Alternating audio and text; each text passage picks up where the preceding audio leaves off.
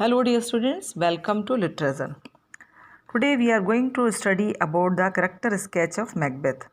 इसके पहले की वीडियो की यदि हम बात करें तो इसमें हमने मैकबेथ की पूरी स्टोरी का समराइजेशन देख लिया था और हमने बहुत सारे जो मेजर कैरेक्टर्स हैं उनके बारे में इंट्रोडक्शन भी देखा था।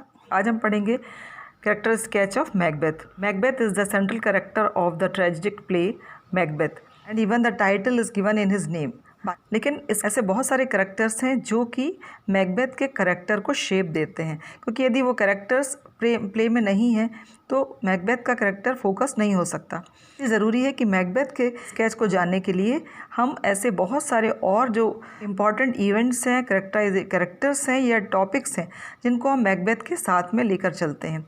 तो आज के क्वेश्चन में मैकबेथ के करेक्टर स्केच के साथ साथ हम बहुत सारे ऐसे क्वेश्चन जो उससे रिलेटेड है वो हम साथ में लेकर चलेंगे. एग्जामिनेशन में it is going to give you great help when you are studying the character sketch of Macbeth. First of all we are going to read about sketch of Macbeth.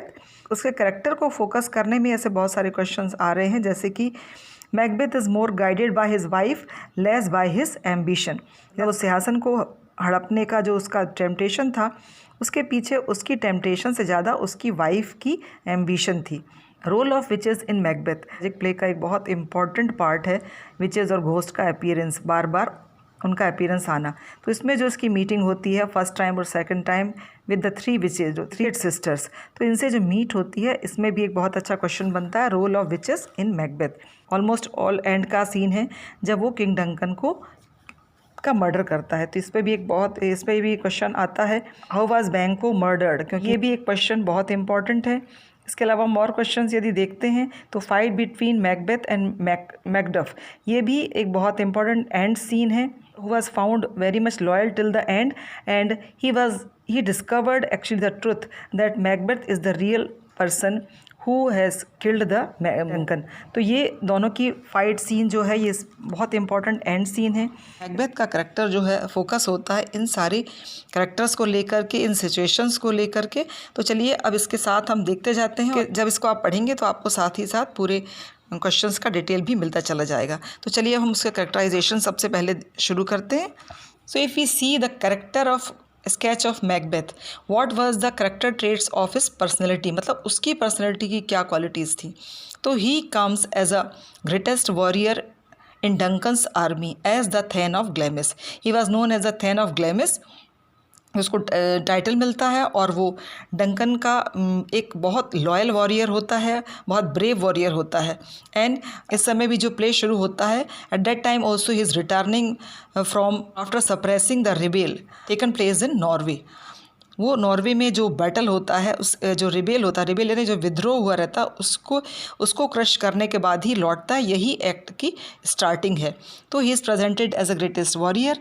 Then we comes about his temptation.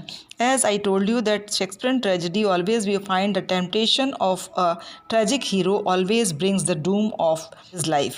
तो ये इसमें भी मिलता है. उसका जो temptation है, temptation किस चीज़ के लिए है, थ्रोन के लिए. और वो टेम्पटेशन उसको जो उसके लिए जो प्रोवोक करता है दे आर द विचेस. तो ये temptation it is also one of the tragic flaw that is found in his character. Then we comes about the Macbeth guilt. He is always found with guilt. Guilt मतलब होता है एक अपराध बोध की भावना. पूरे आफ्टर किलिंग डंकन उसके मन में एक गिल्ट होता है, एक अपराध बोध होता है जिससे कि वो हमेशा ग्रसित होता है. तो ये भी उसका एक कैरेक्टर ट्रेट आता है, हिज हेल्यूसिनेशन एंड फियर. ये तो हम आगे पढ़ेंगे तो और भी समझ में आएगा. होता है उसका बैंको वाले सीन में, बैंकेट सीन में, meeting with witches. This scene When Macbeth and his friend Banquo meet the three witches, इसका बहुत ही अधिक इम्पॉर्टेंट है क्योंकि लेडी मैकबेथ के साथ साथ ये विचेस की जो प्रोफेसीज होती हैं वो ही एक्चुअली उसको फोर्स करती हैं कि वो किंग डंकन का वो मर्डर करके खुद स्कॉटलैंड का किंग बने. तो the meeting with witches is very important. And how it happens when he was coming back after crushing the rebel led by the thane of Cawdor. इसको जब suppress करके जब वो वापस लौट रहा होता है अपने फ्रेंड बैंको के साथ, who is also a very brave and strong warrior. जब लौटता रहता है तो he meets with the three witches. इसका मतलब ये थ्री विचेस के टेम्पटेशन होते हैं, प्रलोभन होते हैं, जिसके बहकावे में वो आ जाता है. And he wanted to be the king of European country. इसके साथ ही विचेस की और भी जो प्रोफेसीज रहती हैं वो उसको आगे करेक्टर के साथ इंक्लूडेड है। वो हमेशा उसको गाइड करती हैं कि मैकडफ से उसको सेफ रहना है। इसका रीज़न ये है कि they tell him that no one can murder him except the person who has not taken birth from the womb of his mother.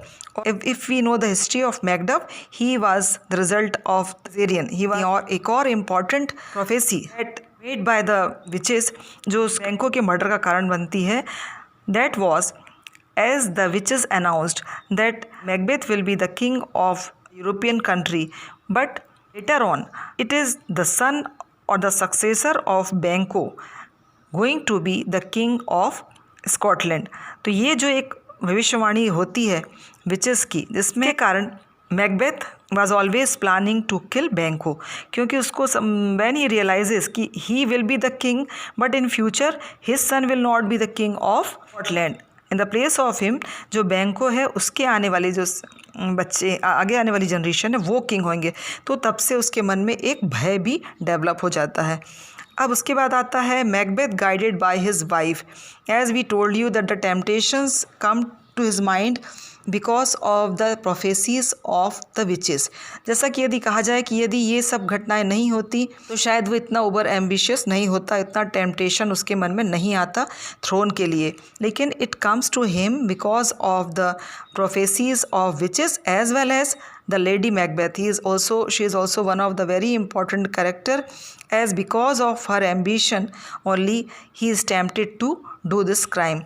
So the moment when they kill Duncan, at that time it was the force of Lady Macbeth that was working in the mind of Macbeth. वो कई बार उससे पीछे हटता है, क्योंकि जो tragic hero का एक विशेषता होती है कि हमेशा वो कुछ करने से पहले 10 बार सोचता है और वो बहुत भ्रम की स्थिति में होता है। ये दिखता है कि बहुत सारी कोशिश, as he was not collecting the courage to kill the king of Duncan, तो उस समय जो लेडी मैकबेथ है she because of her ambition she always pursued the Macbeth to kill him. सारा ब्लेम हम केवल विचेस को नहीं दे सकते और लेडी मैकबेथ को नहीं दे सकते, क्योंकि वो खुद भी अपनी गलतियों का, अपनी ट्रेजिक फ्लॉ का शिकार बनता है। इसके साथ उसका हम कैरेक्टर देखते हैं, his experience when he goes to kill Duncan. बहुत ही इंपॉर्टेंट इंसिडेंट है, क्योंकि ये मेन जो थीम है वो इसी के सराउंडिंग में घूमती है कि how he plans to king Duncan. जैसा कि हमने पहले भी डिस्कस कर लिया, the king of Duncan once he decided to stay in his palace, उसके साथ रुकने का वो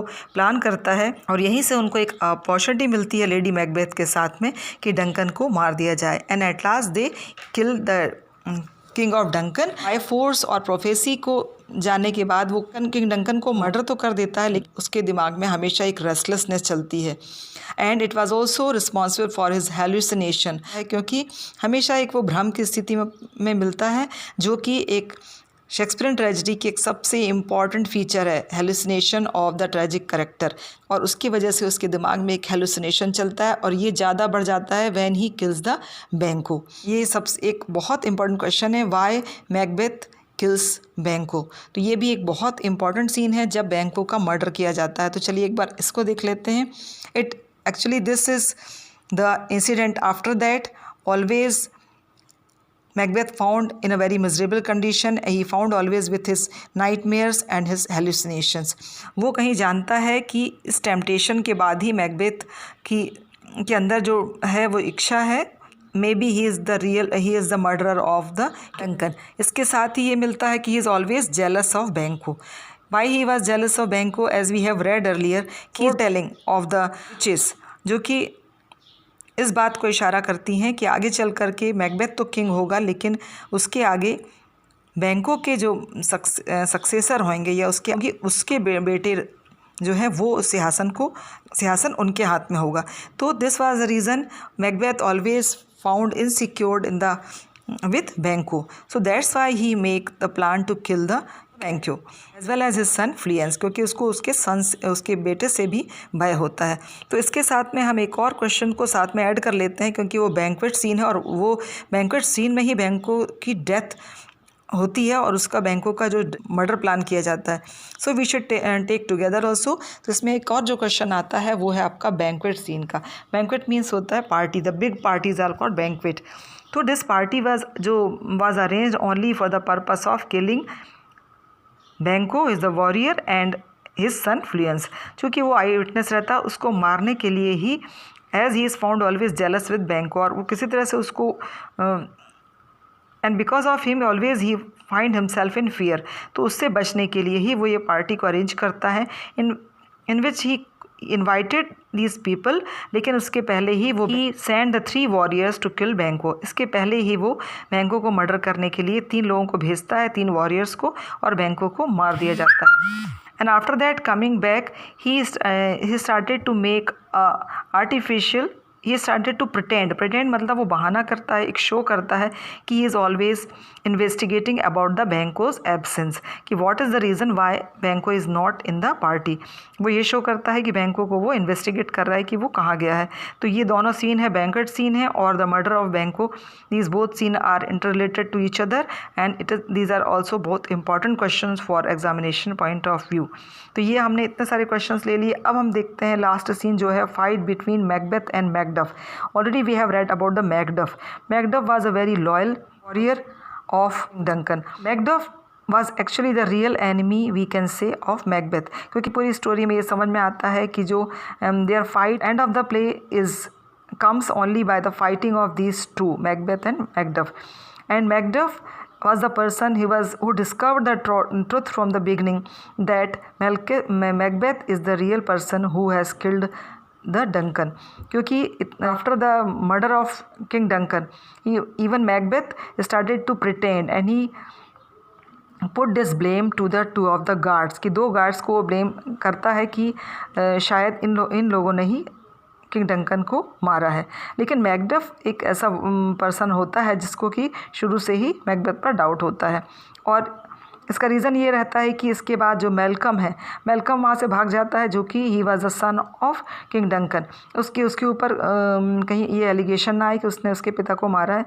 एंड एट लास्ट सीन में मिलता है, the fight that ends with the Macbeth death, the fight each other towards the end of the play when the army of Malcolm of which Macduff is a part invade Scotland to dethrone him. जो Macbeth को Malcolm की army के साथ में, जिसका कि Macduff हिस्सा होता है, लेकर के वो अटैक करता है स्कॉटलैंड पे, जिससे कि वो डीथ्रोन कर सके मैकबेथ को। डीथ्रोन करना मतलब सिंहासन से अलग करना। And he is afraid of Macduff because of warning, beware of Macduff. At the end, he is killed by the hand of Macduff. And he comes to the truth that actually Macduff is not really born from his mother's womb and he is a cesarean case. So dear students, we have taken many questions here to see the character sketch of Macbeth. हमने उसके बहुत सारे character trait देखे जो उसकी personality के हैं, his guilt, his hallucination, सारी स्टोरीज, सारी क्वेश्चंस को पढ़ने के बाद हमको उसके character traits as a great warrior, his temptation, his hallucination and his guilt, that उसका अपराध बोध, और ये बहुत सारे चीज़ें तो हमको डिस्कस करने के बाद ऐसे बहुत सारे सीन जो कि क्वेश्चन में भी पूछे जाते हैं और स्टोरी को समझने में भी बहुत इंपॉर्टेंट है। हम so for this video it is enough students, we are going to meet soon with next video. Thank you.